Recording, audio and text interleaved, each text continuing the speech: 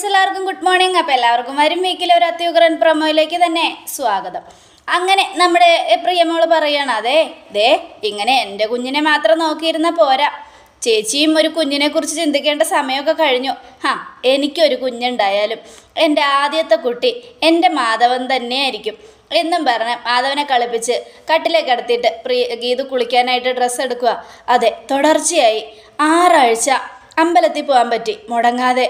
അതിനർത്ഥം എൻ്റെ വയറ്റിലും എന്നൊക്കെ ആലോചിച്ചുകൊണ്ട് ഗീതു എന്തായാലും ഒരു ഹോസ്പിറ്റലിൽ പോയി ടെസ്റ്റ് ചെയ്തതിന് ശേഷം കണ്ണേട്ടനോട് പറയാം എന്നൊക്കെ ആലോചിച്ചുകൊണ്ട് ഗീതു ഇങ്ങനെ കുളിക്കാനായിട്ട് പോവുക. അപ്പോൾ പ്രിയ, ഈശ്വര, കല്യാണം കഴിഞ്ഞവർ ഇത്രയും ദിവസമായി, ഇത്രയും വർഷമായി, എന്നിട്ടും ഒരു കുഞ്ഞിനെക്കുറിച്ച് എൻ്റെ ചേച്ചി ചിന്തിക്കുന്നില്ലല്ലോ. എങ്ങനെയെങ്കിലും ഒരു കുഞ്ഞിനെക്കുറിച്ച് ചിന്തിച്ചാൽ മതിയായിരുന്നു എന്നൊക്കെ ആലോചിച്ചുകൊണ്ടിരിക്കുകയാണ്. ഈ സമയം പിന്നീട് കാണിക്കുന്നത് നമ്മുടെ ഗോവിന്ദനെയാണ്. ഗോവിന്ദും ഇങ്ങനെ ഓരോന്നൊക്കെ ആലോചിച്ചുകൊണ്ട് ഓഫീസിൽ നിന്ന് വരിക. എന്തായാലും കണ്ണേട്ടനോട് പറയണം, പറയാതെ വഴിയില്ല എന്നൊക്കെ ആലോചിച്ചുകൊണ്ട് നമ്മുടെ ഗീതു ഇങ്ങനെ നിൽക്കുക. ഇതേ സമയം രഞ്ജുവിനെയാണ് കാണിക്കുന്നത്. ഈശ്വര, എനിക്കൊരു കുഞ്ഞ് വേണമെന്ന് നല്ല ആഗ്രഹം ഉണ്ടായിരുന്നു. പക്ഷേ എന്നിട്ടും ആ കുഞ്ഞിനെക്കുറിച്ചൊന്ന് ചിന്തിക്കാൻ പോലും സമയം കിട്ടാതെ ധ്യാനം അങ്ങ് പോയല്ലോ. എന്തായാലും ദൈവം എനിക്ക് നിശ്ചയിച്ചിട്ടുണ്ടെങ്കിൽ ഉറപ്പായിട്ടും കുഞ്ഞിനെ കിട്ടും എന്നൊക്കെ ആലോചിച്ചുകൊണ്ട് രഞ്ജു ഇരിക്കുക. ഇതേ സമയം പിന്നീട് കാണിക്കുന്നത് നമ്മുടെ ഗീതുവിനെയാണ്. ഗീതു ആണെങ്കിൽ ഭയങ്കര ഛർദി. ഗീതുവിൻ്റെ ഛർദി കണ്ട് ഗോവിന്ദ് ഓടിച്ചെന്ന് ചോദിക്കുക, എന്താ ഗീതു, എന്തു പറ്റി എന്നും. അത് കേട്ടതും തീരെ വയ്യ കണ്ണേട്ടാ. വയ്യേ? ഹോസ്പിറ്റലിൽ പോണോ? ഏയ്, ഇത് ഹോസ്പിറ്റലിൽ പോയേണ്ട ഛർദിയൊന്നുമല്ല. ഈ ഛർദി ഇടയ്ക്കിടയ്ക്ക് വരാറുള്ളതാ. അത് കേട്ടതും എന്നിട്ട് ഞാൻ കണ്ടിട്ടില്ലല്ലോ. അതല്ല, ഇനി അങ്ങോട്ട് ഇടയ്ക്കിടയ്ക്ക് വരും. അത് കേട്ടതും അതെന്താ അങ്ങനെ? എന്നാൽ പിന്നെ നമുക്ക് ഹോസ്പിറ്റലിൽ പോവാം. എൻ്റെ കണ്ണേട്ടാ. എന്താ ഗീതു, അതാണോ? അത് തന്നെയാ, ജൂനിയർ ഗോവിന്ദ് മാധവൻ വരാൻ പോവുക. അപ്പോൾ നമ്മുടെ ഗോവിന്ദന് ഒരുപാട് സന്തോഷമായി. സത്യമായിട്ടും ഞാൻ ടെസ്റ്റ് ചെയ്ത് കൺഫേം ചെയ്തിട്ട് കണ്ണേട്ടനോട് പറയാമെന്ന് കരുതിയിരുന്നതാ. എന്തായാലും കൺഫേം ആയി എന്നും പറഞ്ഞ് ഗീതു. ഇത് കേട്ടതും ഗീതുവിനെ എടുത്ത് കറക്കുക ഗോവിന്ദ് ഭയങ്കര സന്തോഷത്തോടെ. ഞാൻ കാത്തിരുന്ന ആ ശുഭമുഹൂർത്ത ഇനി വരാൻ പോകുന്നേ. എന്തുമാത്രം ആഗ്രഹിച്ചതാ ഒരു ഉണ്ണിക്കണ്ണന് വേണ്ടി. എനിക്ക് ഭയങ്കര സന്തോഷമായി എന്നൊക്കെ പറഞ്ഞുകൊണ്ട് നമ്മുടെ ഗോവിന്ദ് ഗീതുവിനെ കെട്ടിപ്പിടിച്ച് ഉമ്മയൊക്കെ കൊടുക്കുക. ഈ സമയം പിന്നീട് കാണിക്കുന്ന രഞ്ജു വരികയാണ്. രഞ്ജു അവിടെ വന്നതും രഞ്ജുവിനെ പറഞ്ഞ് ആശ്വസിപ്പിക്കാനൊക്കെ ശ്രമിക്കുക ഗീതു. രഞ്ജു, മോളെ നീ വിഷമിക്കണ്ട, ധ്യാൻ പെട്ടെന്ന് തന്നെ വരും. ഇല്ലേ 3 മാസം കഴിയുമ്പോൾ നിനക്ക് അങ്ങോട്ട് പോകാമല്ലോ. എനിക്ക് നല്ല സങ്കടമുണ്ട് ഗീതു. എന്തൊരു കഷ്ടമാണ്, കല്യാണം കഴിഞ്ഞിട്ട് ഇത്രയല്ലേ ആയുള്ളൂ. അപ്പോഴേക്കും ധ്യാനെ അങ്ങോട്ട് പറഞ്ഞു വിട്ടതാ. വലിയ സങ്കടം. ഗോവിന്ദേട്ടൻ ഇങ്ങനെ ചെയ്ത് എനിക്ക് ഒട്ടും ഇഷ്ടപ്പെട്ടിട്ടില്ല എന്നൊക്കെ പറയാം. അതെ, നിനക്ക് ഞാനൊരു സന്തോഷ വാർത്ത പറയാനാണ് ഇങ്ങോട്ട് വിളിപ്പിച്ചേ. എന്താ ഗീതു? അതെ നിനക്ക് എന്താ ഇപ്പം പറയുക, കളിപ്പിക്കാൻ ഒരാൾ വരാൻ പോവുക. ആര്? എടി, നിൻ്റെ അമ്മ ഒരു അമ്മുമ്മയാകാൻ പോവുകയെന്ന്, ഒരച്ഛമ്മ. അത് കേട്ടതും സത്യമാണോ ഗീതു ഈ പറയുന്നേ? അതെ, സത്യം. എന്നാലും ഞാൻ നിന്നെ തോൽപ്പിക്കണമെന്ന് കരുതിയതാ. പക്ഷേ നീ എന്നെ തോൽപ്പിച്ച് കളഞ്ഞല്ലോ. എനിക്ക് ഭാഗ്യമില്ല, ദൈവം എന്നെ കൈവിട്ടു, അതുകൊണ്ടാണ് എനിക്ക് ഭാഗ്യമില്ലാത്തത് എന്നൊക്കെ പറയാം. അത് കേട്ടതും എന്താ രഞ്ജു നീ ഇങ്ങനെയൊക്കെ പറയുന്നേ? നിനക്കും ഒരു കുഞ്ഞുണ്ടാവും, നീ നോക്കിക്കോ. നീ ആഗ്രഹിച്ചതിനേക്കാളും 2 എണ്ണത്തിന് നിനക്ക് ദൈവം തരും, ഡബിള്, അതും ഇരട്ടകൾ. അത് കേട്ടതും ഒന്ന് പോടി, എനിക്ക് ഇരട്ടകളൊന്നും വേണ്ട. എനിക്ക് എൻ്റെ ധ്യാനിൻ്റെ കുഞ്ഞിനെ വേണം, അത്രയേ ഉള്ളൂ. എൻ്റെ ധ്യാനിനെ പോലെ എനിക്ക് അവനെ ഒരുപാട് സ്നേഹിക്കണം. അതിനു വേണ്ടിയാണ് ഞാൻ കാത്തിരുന്നത്. പക്ഷേ എന്നാൽ എൻ്റെ ധ്യാനം എത്രയും പെട്ടെന്ന് അങ്ങോട്ട് പോയല്ലോ എന്നൊക്കെ പറയുക. അങ്ങനെ നമ്മുടെ രേഖയും വരിക. രേഖയുമായിട്ടും രഞ്ജുവുമായിട്ടൊക്കെ സംസാരിച്ചുകൊണ്ടിരിക്കുന്ന സമയത്ത് പെട്ടെന്ന് രഞ്ജുവിന് ചെറിയൊരു തലകറക്കം. അപ്പോൾ എന്താ രഞ്ജു, എന്ത് പറ്റി? അറിയില്ല ചേച്ചി, എനിക്ക് നല്ല ഛർദ്ദിക്കാൻ വരുന്നുണ്ട് എന്നും പറഞ്ഞ് രഞ്ജു ഓടിപ്പോയി ഛർദ്ദിക്കുക.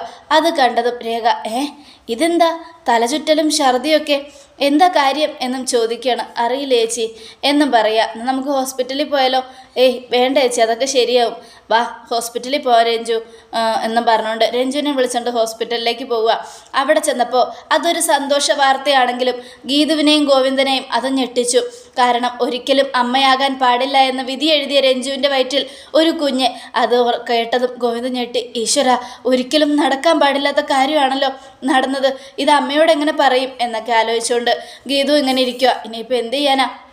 എൻ്റെ രണ്ടനിയത്തിമാരും പിന്നെ എൻ്റെ ഭാര്യയും പ്രഗ്നൻ്റ് ആണ്, സോറി എൻ്റെ അനിയത്തിയും എൻ്റെ ഭാര്യയും പ്രഗ്നൻ്റ് ആണല്ലോ, അതുകൊണ്ട് എനിക്ക് വലിയ സന്തോഷമായി എന്നൊക്കെ പറയാണ്. ഇതേ സമയം പിന്നീട് കാണിക്കുന്നത് നമ്മുടെ രേഖയാണ്. രേഖയ്ക്കും ഇതേ അവസ്ഥ തന്നെ, തല ചുറ്റലും ഛർദി. ഇതെന്താ ഈ വീട്ടിൽ നമ്മൾ 3 പേരും ഒരുമിച്ച് നല്ല രസമുണ്ട് എന്നൊക്കെ പറഞ്ഞുകൊണ്ട് ഗീതു. അപ്പോൾ രേഖ എനിക്കങ്ങനെയൊന്നുമില്ല ഗീതു, ഇത് വെറുതെ എന്തോ പിത്തം ഉള്ളതുകൊണ്ടാന്ന് തോന്നുന്നു. പിന്നെ എന്ത് പിത്തം? എന്തായാലും വാ നമുക്ക് പോയി പരിശോധിക്കാം എന്നും പറഞ്ഞ് രേഖയും വിളിച്ചുകൊണ്ട് നമ്മുടെ ഗീതു പോവുക. ഈ പെണ്ണിൻ്റെ ഒരു കാര്യം ഒന്നും മിണ്ടായിരിക്കടി എന്നൊക്കെ പറഞ്ഞ് രേഖ നാണത്തോടെ ഇങ്ങനെ പറയാ.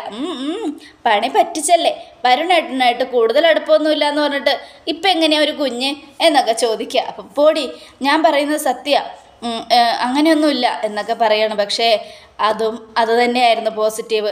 അപ്പോൾ നമ്മുടെ ഗീതുവിന് ഭയങ്കര സന്തോഷമായി. ഗോവിന്ദന് ഡബിൾ മടങ്ങ് സന്തോഷം. 2 അനിയത്തിമാരും തൻ്റെ ഭാര്യയും ഒരേ സമയം ഗർഭിണികൾ. എന്തൊരു ഭാഗ്യം എൻ്റെ കാര്യമല്ലേ, അനിയത്തിമാരെയും ഭാര്യയും കൊണ്ട് ഞാൻ ഇനി പൊറുതി മുട്ടും എന്നൊക്കെ ആലോചിച്ചുകൊണ്ട് ഗോവിന്ദ് ഇങ്ങനെ ഇരിക്കുക. ഈ സമയം ഗീതുവിനോട് ഗോവിന്ദ് ചോദിക്കുക, ഗീതു നിനക്ക് എന്തെങ്കിലും ആഗ്രഹമുണ്ടോ? എന്താ ആഗ്രഹം? എൻ്റെ കണ്ണേട്ടനെ പോലെ ഒരു ഉണ്ണിക്കണ്ണൻ തന്നെ നമുക്കൊന്ന് ജനിക്കണമെന്ന്. അത് കേട്ടതും അതൊക്കെ ജനിക്കും, പക്ഷെ എനിക്ക് ആഗ്രഹം നിന്നെപ്പോലെ ഒരു പെൺകുട്ടിയാ, പുതിയ ജൂനിയർ ഗീതാഞ്ജലി. അത് കേട്ടതും എന്നാൽ പിന്നെ 2 ആയാലോ, ഒരു പെണ്ണും ഒരാണും. അങ്ങനെയാണെങ്കിൽ സൂപ്പറാവും. അപ്പോൾ രാധികയാണെങ്കിൽ വരുണിനെ വിമർശിച്ചുകൊണ്ടിരിക്കുക. ഏതു നേരത്താടാ നിനക്ക് ഇങ്ങനൊരു ബുദ്ധി തോന്നിയത്? എൻ്റെ അമ്മയെ അവക്കടെ സ്വത്തുക്കളൊക്കെ തട്ടിയെടുക്കാൻ അവളെ എൻ്റെ അടിമയാക്കാൻ വേണ്ടി ഞാൻ പാടുപെട്ടതായിരുന്നു. ആ സമയത്ത് ഇങ്ങനെ വരുമെന്ന് ഞാൻ എനിക്കറിയായിരുന്നോ? ഞാൻ വിചാരിച്ചോ എന്നൊക്കെ നമ്മുടെ വരുൺ ചോദിക്കണം. അത് കേട്ട് എല്ലാം നശിപ്പിച്ചപ്പോൾ നിനക്ക് സമാധാനമായില്ലേ? ഇനി നിനക്ക് അവളെ ഒഴിവാക്കാനേ പറ്റത്തില്ല. ഗോവിന്ദനും ഗീതുവിനെയും എല്ലാം കൊണ്ടും മനുഷ്യനിപ്പോൾ തലവേദന എടുത്ത് പെരുത്ത് നിൽക്കുക. വരുൺ, നിൻ്റെ കാര്യത്തിലെങ്കിലും ഇങ്ങനെയൊന്നും സംഭവിക്കില്ല എന്ന് ഞാൻ കരുതിയത്.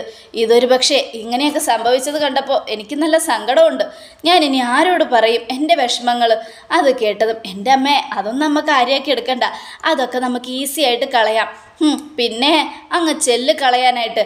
അതെ, ഈ വീട്ടിലുള്ള 2 മരുമക്കളും ബുദ്ധി കൂടുതലുള്ളതുങ്ങളാ. അത് മാത്രമല്ല, കൂടാത്തതിന് വന്നു കയറിയ ഒരുത്തിക്കും ബുദ്ധി ഡബിൾ മടങ്ങാം. അതുകൊണ്ട് അങ്ങനെയൊന്നും നമ്മൾ എന്തുണ്ടാക്കി കൊടുത്താലും അവർ കഴിക്കാൻ പോകുന്നില്ല. അവർ തന്നെ ഉണ്ടാക്കി കഴിച്ചാലും ശരി. അതുകൊണ്ട് നമ്മളിപ്പോൾ ഒന്നും പറഞ്ഞിട്ട് കാര്യമില്ല. ഇനിയിപ്പോൾ എല്ലാം സഹിക്കുക, അല്ലാതെ ഇപ്പം എന്ത് പറയാനാ? എന്നാലും അമ്മക്ക് ഭാഗ്യമുണ്ടല്ലോ, ഒരേ സമയം 3 കുഞ്ഞുങ്ങൾ അമ്മയുടെ കയ്യിൽ ഒരുമിച്ച് കിട്ടാൻ പോകുന്നത്. പ്രിയയുടെ കുഞ്ഞ്, ഗീതുവിൻ്റെ കുഞ്ഞ്, രേഖയുടെ കുഞ്ഞെന്ന് പറഞ്ഞ്. പിന്നെ രഞ്ജു വിജയലക്ഷ്മിയുടെ മോളായതുകൊണ്ട് അങ്ങനെ അമ്മയ്ക്ക് കളിപ്പിക്കേണ്ട കാര്യമൊന്നുമില്ല എന്നൊക്കെ പറഞ്ഞ് വരുണിങ്ങനെ കളിയാക്കുക. ഈ സമയം ഒരു കാര്യം ഞാൻ പറഞ്ഞേക്കാം, എന്നെ കളിയാക്കിയിട്ടുണ്ടെങ്കിലുണ്ടല്ലോ എൻ്റെ സ്വഭാവം മാറും. അയ്യോ, ഞാൻ കളിയാക്കിയതല്ല, കാര്യമായിട്ട് പറഞ്ഞതാ. പന്നി, നീ ഒറ്റൊരുത്തനാ എല്ലാത്തിനും കാരണം. നീ ഇങ്ങനെയൊക്കെ ചെയ്തതുകൊണ്ടല്ലേ ഇതൊക്കെ പ്രശ്നമായത്. അയ്യടാ, ഞാൻ അമ്മയ്ക്ക് വേണ്ടി അതൊക്കെ ചെയ്തത്. അമ്മയല്ലേ പറഞ്ഞത് രേഖയുടെ കയ്യിലെ സ്വത്തുക്കളൊക്കെ തട്ടിയെടുക്കണമെങ്കിൽ ഞാൻ വിചാരിക്കണമെന്ന്. ഞാൻ വിചാരിച്ചു സ്വത്തിന് പകരം ഡബിൾ മടങ്ങ് സ്വത്ത് അങ്ങോട്ട് കൊടുക്കേണ്ടി വരുന്ന അവസ്ഥയായി. ഇനിയിപ്പോൾ എന്ത് ചെയ്യാനാ എന്നൊക്കെ പറഞ്ഞുകൊണ്ട് ഇങ്ങനെ നിൽക്കുക. ഈ സമയം നല്ല ഗീതുവും ഗോവിന്ദൊക്കെ ഇങ്ങനെ സംസാരിക്കുകയാണ്. എന്നാലും എനിക്ക് സന്തോഷമായി ഗീതു, നീ എനിക്ക് തരാൻ പോകുന്നതേ ചെറിയ സമ്മാനമൊന്നുമല്ല, ഒരുപാട് വലിയ വലിയ സമ്മാനമാണ്. അത് കേട്ടതും എൻ്റെ കണ്ണേട്ടന് വേണ്ടി എന്ത് സമ്മാനം തരാനും ഞാൻ തയ്യാറാ കണ്ണേട്ടാ എന്നൊക്കെ പറയുകയാണ്. ഈ സമയം നമ്മുടെ ഗീതും ഗോവിന്ദും അങ്ങനെ സംസാരിച്ച് കിടന്നുറങ്ങിയപ്പോൾ വെളുപ്പിന് 3 മണി. ഗീതു എഴുന്നേറ്റ് കുത്തിയിരിക്കുക. എന്തൊക്കെയോ തോന്നുന്നു, എന്തൊക്കെയോ തിന്നാൻ തോന്നുക. എന്താ ഇപ്പം തിന്നുക? പഴങ്കഞ്ഞിയും കട്ടത്തൈരും. വായിൽ വെള്ളം ഊറുക. കണ്ണേട്ടാ, എന്താ ഗീതു? കണ്ണേട്ട എഴുന്നേക്ക്. എന്താ ഗീതു? ഒന്ന് എഴുന്നേക്ക് കണ്ണേട്ടാ. അപ്പോൾ ഗോവിന്ദ എഴുന്നേറ്റു. എന്താടി? അതെ കണ്ണേട്ടാ, എനിക്കൊരാഗ്രഹം. എന്താ? പെട്ടെന്ന് പറ, ഞാൻ സാധിച്ചു തരാം. കണ്ണേട്ടാ, അതെ, എനിക്ക് പഴങ്കഞ്ഞിയും കട്ടത്തൈരും കുടിക്കണം. പഴങ്കഞ്ഞിയും കട്ടത്തൈരുമോ? സമയത്രയായി? അപ്പോൾ ഗോവിന്ദ് ക്ലോക്കിലേക്ക് നോക്കുക. സമയം വെളുപ്പിന് 3 മണി. ഈ സമയത്താണോ ഗീതു നീ പഴങ്കഞ്ഞിയും കട്ടത്തൈരും കുടിക്കുന്നത്? അതെ, എൻ്റെ മോൻ്റെ ആഗ്രഹമല്ലേ, എനിക്ക് വേണം. ശരി, ഞാൻ നോക്കട്ടെ, ഞാൻ റെഡിയാക്കാം എന്നും പറഞ്ഞുകൊണ്ട് ഗോവിന്ദ് പെട്ടെന്ന് തന്നെ അടുക്കളയിലേക്ക് പോവുക. ഈ സമയമാണ് രേഖയുടെ മുറിയിൽ നിന്ന് ശബ്ദം കേട്ടത്. വരുണേട്ടാ. എന്താ രേഖ? എനിക്ക് ഒരു മസാല ദോശ കഴിക്കണം. മിണ്ടാതെ പോയി കിടന്ന് ഉറങ്ങടി, വേറെ പണിയൊന്നുമില്ല. വെളുപ്പിന് 3 മണിക്കാണ് അവക്കടെ മസാല ദോശ. മിണ്ടാതെ കിടന്ന് ഉറങ്ങിക്കൊള്ളാം. ഒരു വയറ്റൊരു കുഞ്ഞുണ്ടെന്ന് വിചാരിച്ച് മനുഷ്യന് ഉറക്കാനും സമ്മതിക്കില്ലേ എന്നും പറഞ്ഞുകൊണ്ട് വരുൺ ദേഷ്യപ്പെടുക. ദൈവമേ, എൻ്റെ അനിയത്തിക്ക് ഒന്നും മേടിച്ചു കൊടുക്കാൻ അവനെ കൊണ്ട് പറ്റുന്നില്ലല്ലോ. അവനാണെങ്കിൽ അവളുടെ മെക്കിട്ട് കയറുക. അവൻ്റെ കുഞ്ഞല്ലേ അവക്കടെ വയറ്റിൽ കിടക്കുന്നത്. എന്നിട്ട് അതുപോലെ നോക്കാതെ അവനെന്താ ഇങ്ങനെയൊക്കെ സംസാരിക്കുന്നത്? നാളെ നേരം വെളുക്കട്ടെ. പാവം രേഖയ്ക്കൊരു മസാല ദോശ, ഗീതുവിന് പഴങ്കഞ്ഞിയും കട്ടത്തൈരും. രണ്ടുപേർക്കും ഓരോന്ന് മേടിച്ചു കൊടുക്കാം. അപ്പോഴേക്കും നമ്മുടെ രഞ്ജു വരിക. ഗോവിന്ദേട്ടാ. എന്താ മോളെ? ഗോവിന്ദേട്ട, എനിക്ക് പച്ചമാങ്ങ വേണം. പച്ചമാങ്ങയോ? ധ്യാനം ഇവിടെ ഇല്ല. ധ്യാനം ഉണ്ടായിരുന്നെങ്കിൽ ഞാൻ ധ്യാനോട് പറഞ്ഞാനായിരുന്നു. ഏത് പാതിരാത്രിയാണെങ്കിലും ധ്യാനം എനിക്ക് പച്ചമാങ്ങ കൊണ്ട് തന്നാനായിരുന്നു. അത് കേട്ടതും അതിനെന്താ മോളെ, ഞാനുണ്ടല്ലോ ഇവിടെ. മോളുടെ ഏട്ടൻ ഇവിടെ ഉള്ളപ്പോൾ എന്തിനാ മോള് വിഷമിക്കുന്നേ? ഞാൻ കൊണ്ടുതരാം എന്നും പറഞ്ഞുകൊണ്ട് ഗോവിന്ദ് ഇങ്ങനെ പോവുക. ഈശ്വര, മസാല ദോശ, പഴങ്കഞ്ഞിയും കട്ടത്തൈരും, പച്ചമാങ്ങ, ഇതൊക്കെ എവിടെ പോയി ഉണ്ടാക്കുമോ എന്തോ എന്നൊക്കെ ആലോചിച്ചുകൊണ്ട് ഗോവിന്ദ് ഇങ്ങനെ നെട്ടോട്ട് ഓടുക. ഈ സമയം അതൊക്കെ നേടിക്കൊടുക്കണം. അപ്പോൾ നമ്മുടെ രേഖ, വരുണേട്ടാ, ഞാൻ വരുണേട്ടനോടല്ലാതെ വേറെ ആരോടാ ചോദിക്കുന്നേ? വരുണേട്ടൻ്റെ കുഞ്ഞല്ലേ എൻ്റെ വയറ്റിൽ കിടക്കുന്നേ? ആർക്കറിയാം? കണ്ടവൻ്റെ കൂടെ ചുറ്റി നടന്നിട്ട് അവൻ്റെ കുഞ്ഞാണ്. ദേ, അനാവശ്യം പറയരുത്. ഞാൻ ഈ വീടിൻ്റെ ഉള്ളിൽ തന്നെയാണ്. അത് വരുണേട്ടൻ എന്താ അറിഞ്ഞൂടെ? അത് കേട്ടതും എനിക്ക് നല്ല സംശയമുണ്ട് അത് എൻ്റെ കുഞ്ഞ് തന്നെയാണോന്ന്. അല്ല, ഞാൻ നിന്നോട് അടുത്തത് 2 പ്രാവശ്യം മാത്രമാണ്. അങ്ങനെ 2 പ്രാവശ്യം കൊണ്ട് ഒരു കുഞ്ഞാവോ എന്നും വരുൺ ചോദിക്കുക. വരുണേട്ടാ, ദേ, ഇങ്ങനെയൊന്നും പറയരുത്. ഒരു പ്രാവശ്യമാണെങ്കിലും ദൈവം കുഞ്ഞിനെ തരാൻ വിധിച്ചിട്ടുണ്ടെങ്കിൽ അത് തരും. ഇത് നിങ്ങൾക്ക് ദൈവം ഇട്ടൊരു ഒരു കടിഞ്ഞാൻ. കാരണം ഈ കുഞ്ഞിന് വേണ്ടി ഇനി നിങ്ങൾ ജീവിച്ചേ പറ്റൂ. ഇനി ഈ കുഞ്ഞിനോട് എന്തെങ്കിലും ദ്രോഹം നിങ്ങൾ ചെയ്യാൻ തുടങ്ങിയാൽ നിങ്ങളോട് ദൈവം ചോദിക്കും എന്നൊക്കെ നമ്മുടെ രേഖ പറയുക. ഒന്ന് പോടി, നീ എന്താ എന്നെ പേടിപ്പിക്കുകയാണോ? എനിക്ക് പേടിയൊന്നുമില്ല. ദേ, ഒരു കാര്യം ഞാൻ പറഞ്ഞേക്കാം. മര്യാദയ്ക്കല്ലെങ്കിൽ ഈ വീട്ടിൽ നിന്ന് തന്നെ ഞാൻ ഇറക്കി വിടും. വരുണേട്ട, അങ്ങനെയൊന്നും പറയരുത്. എനിക്ക് ഒരുപാട് ആഗ്രഹങ്ങളില്ലേ. സത്യം പറഞ്ഞാൽ ഈ കുഞ്ഞിനെ എൻ്റെ വയറ്റിൽ കിട്ടിയത് ഞാൻ ഒരുപാട് സന്തോഷിക്കുക. എൻ്റെ വരുണേട്ടനെ എന്നോടൊപ്പം ചേർത്ത് പിടിച്ച് സ്നേഹിക്കാനുള്ള ഒരാളായത്. അതുകൊണ്ട് ഈ കുഞ്ഞിനെ എനിക്ക് വേണം. ഈ കുഞ്ഞിനെ ഞാൻ കളയില്ല ഒരിക്കലും എന്നൊക്കെ പറഞ്ഞുകൊണ്ട് വരുണിനെ കുറിച്ച് ഇങ്ങനെ ഒരുപാട് നല്ല കാര്യങ്ങളൊക്കെ പറയുക. അപ്പോഴും വരുണിൻ്റെ മനസ്സൊന്നും അലിഞ്ഞെങ്കിലും ആ ദുഷ്ടത മനസ്സിലേക്ക് അങ്ങോട്ട് കടന്നു വന്നുകൊണ്ടിരിക്കുക. അപ്പോൾ സുവർണ, എനിക്കിഷ്ടം സുവർണയാണല്ലോ. ഞാനത് ഇവളോട് എങ്ങനെ പറയും? അത് ഇവൾക്ക് അറിയാവുന്നതാണ്. പക്ഷെ എന്നാലും സുവർണയെ ഇങ്ങോട്ട് വരുത്തിയത് ഇവൾക്കറിയില്ലല്ലോ. ഇനി സുവർണയും ഞാനും ആയിരിക്കും ഒന്നിച്ച് ജീവിക്കാൻ പോകുന്നത് എന്നൊക്കെ ആലോചിച്ചുകൊണ്ട് നമ്മുടെ വരുൺ ഇങ്ങനെ നിൽക്കുകയാണ്. ഈ സമയം പിന്നീട് കാണിക്കുന്നത് ഒരു ഹോസ്പിറ്റൽ രംഗമാണ്. ഹോസ്പിറ്റലിൽ 3 പേരും ഗോവിന്ദാണ് കൊണ്ടുപോയത്. വരുണിനെ അത് നോക്കാൻ നേരമില്ല. ധ്യാനാണെങ്കിൽ അവിടെ ഇല്ലേന്താനും. അതുകൊണ്ട് ഹോസ്പിറ്റലിൽ പോയി കാണിക്കുക. ഇതൊക്കെ ആരാ? ഇതെൻ്റെ ഭാര്യയാണ് സാർ. ഇതെൻ്റെ 2 അനിയത്തിമാരും.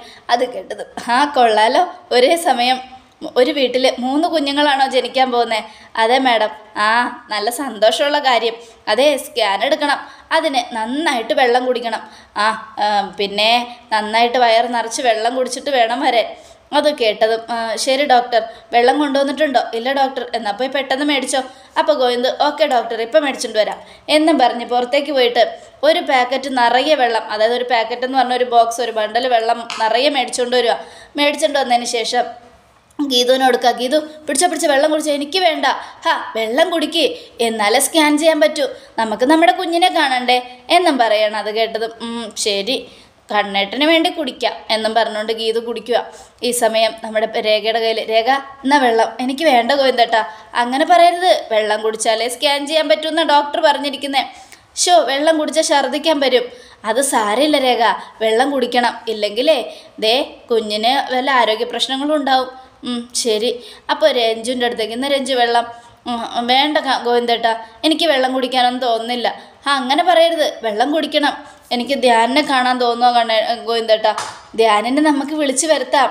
രഞ്ജു സമാധാനമായിട്ടിരിക്കേ, എന്നാൽ ഈ വെള്ളം കുടിക്കേ എന്നും പറഞ്ഞ് രഞ്ജുവിനും നിർബന്ധിച്ച് വെള്ളം കൊടുക്കുക. ഈ സമയം ഗോവിന്ദ് ആലോചിക്കണം, ഈശ്വര, രേഖയുടെയും ഗീതുവിൻ്റെയും കാര്യത്തിൽ ഞാൻ സന്തോഷിക്കുമ്പോൾ രഞ്ജുവിൻ്റെ കാര്യത്തിൽ എനിക്ക് വേവലാതിപ്പെടാൻ മാത്രമേ മനസ്സ് വരുന്നുള്ളൂ. പേടിയായി ഈശ്വര, എൻ്റെ രഞ്ജുവിന് ആപത്തൊന്നും സംഭവിക്കരുത്. ഞാൻ അവളെ ആദ്യമൊന്നും അംഗീകരിച്ചില്ലെങ്കിലും ഇപ്പം അവൾ എൻ്റെ പ്രിയപ്പെട്ടവളാണ്. അവളെൻ്റെ സ്വന്തം അനിയത്തിയാണ്. അങ്ങനെയുള്ളപ്പോൾ അവൾക്ക് എന്തെങ്കിലും സംഭവിച്ചാൽ എനിക്കത് സഹിക്കാൻ പറ്റില്ല. ഈ പ്രഗ്നൻസിയിലൂടെ അവൾക്ക് ഒരാപത്ത് സംഭവിക്കരുത്. അവളെയും കുഞ്ഞിനെയും നോക്കിക്കോണേ ഈശ്വര എന്നൊക്കെ പറഞ്ഞുകൊണ്ട് നമ്മുടെ പ്രാർത്ഥിച്ചുകൊണ്ട് ഗോവിന്ദ് ഇങ്ങനെ ഇരിക്കുകയാണ്. ഇതേ സമയം വിജയലക്ഷ്മി ഭയങ്കര സങ്കടത്തിലാണ്. രഞ്ജുവിൻ്റെ കാര്യം ഓർത്തിട്ട് സങ്കടവും ഗീതുവിൻ്റെ കാര്യം ഓർത്തിട്ട് സന്തോഷവും. എന്ത് ചെയ്യണമെന്നോർത്ത് വിജയലക്ഷ്മിക്ക് ഒരു പിടിയും കിട്ടുന്നില്ല. ഞാൻ എന്ത് ചെയ്യും എൻ്റെ ദേവി? എൻ്റെ മരുമോളുടെ കാര്യം ഓർത്ത് സന്തോഷിക്കേ, എൻ്റെ മകളുടെ കാര്യം ഓർത്ത് സങ്കടപ്പെടുകയെ, ഒരു പിടിയും കിട്ടുന്നില്ലല്ലോ എന്നൊക്കെ ആലോചിച്ചുകൊണ്ട് ദൈവത്തിന് മുന്നിൽ പോയി നിന്ന് കരയുവാണ്. അതേ പ്രേക്ഷകരെ, 3 ഗർഭിണികളെ വെച്ച് ഗോവിന്ദ് നെട്ടോട്ട് ഓടുന്ന അടിപൊളി വിശേഷമാണ് വരും വീക്കിൽ നടക്കാൻ പോകുന്നത്. അപ്പോൾ എല്ലാവരും മിസ് ചെയ്യാതെ തന്നെ കാത്തിരുന്ന് കാണാം. എല്ലാവർക്കും ഒരിക്കൽ കൂടെ നല്ലൊരു ശുഭദിനം തന്നെ ആയിക്കോട്ടെ. Thank you friends.